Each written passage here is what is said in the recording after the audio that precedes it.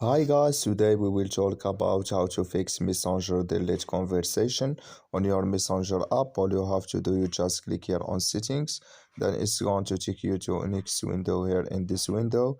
Then you just go down here and you click here on apps.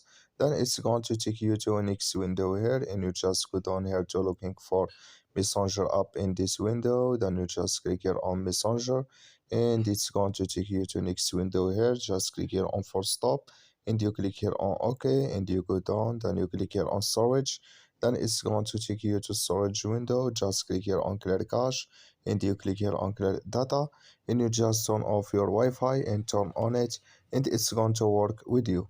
So that's all you have to do to fix that problem you have on your Messenger app.